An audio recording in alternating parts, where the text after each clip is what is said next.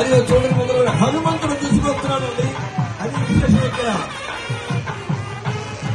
హనుమంతుడు స్వయంగా దండలను ముగ్గురికి కూడా 3 దండలు స్వయంగా తీసుకుని వస్తూ ఉన్నాడు. ఎంత అందం, ఎంత ముచ్చట, ఎంత అందం, ఎంత ఆనందం.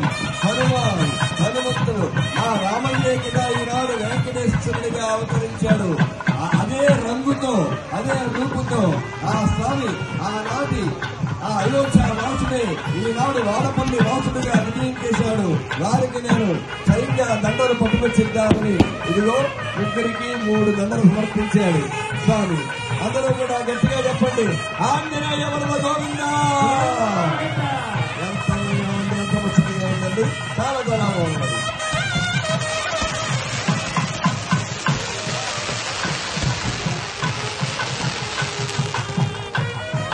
గోవిందా